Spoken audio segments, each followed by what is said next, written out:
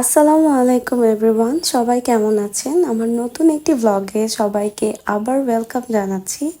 So যারা যারা আমার চ্যানেলটা সাবস্ক্রাইব করেননি, প্লিজ সাবস্ক্রাইব করে দিবেন।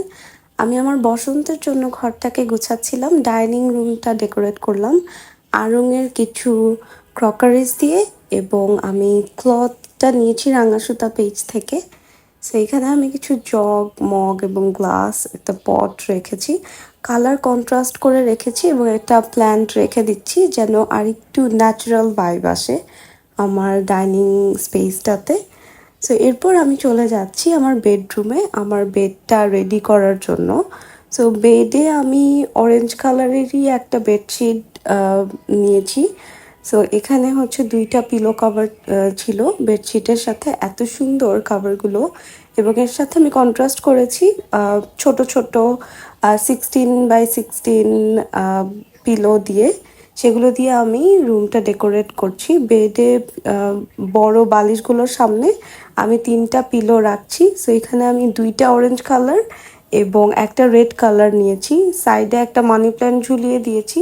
উইন্টার কারণে আমার প্ল্যান্টগুলো অনেক মানে কেমন যেন নেতানো হয়ে গিয়েছে।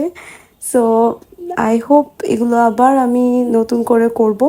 সো এই ছিল আমার বেডরুম ডেকোরেশন, এবং আমি এই কর্নারটা কিভাবে ডেকোরেট করেছি সেটার আলাদা একটা ভিডিও আছে, সেটা আপনারা দেখে নিতে পারেন।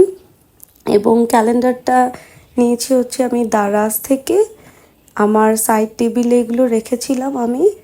সো প্ল্যান দিয়ে ঘর সাজাতে আমার খুবই ভালো লাগে। আমার আরও কিছু হোম ডেকোরের ভিডিও আছে, সেগুলো আপনারা দেখে আসতে পারেন। আমি লিংক ডেসক্রিপশানে এবং ভিডিওর উপরে লিংক আপ করে দিব যেন আপনারা সহজেই দেখে নিতে পারেন।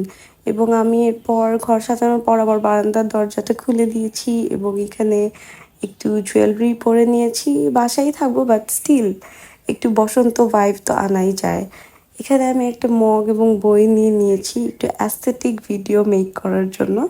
সো এই ছিল আজকের মতো আমার ভিডিও। আপনাদের কেমন লাগলো আমাকে কমেন্ট করে জানাবেন, এবং আমার চ্যানেলটা সাবস্ক্রাইব করে না থাকলে সাবস্ক্রাইব করবেন। ভিডিও ভালো লাগলে লাইক এবং কমেন্ট করবেন, এবং আমাকে জানাবেন আপনারা কি এই ধরনের হোম ডেকোর ভিডিওগুলো পছন্দ করেন কি না। So thank you so much for watching this video.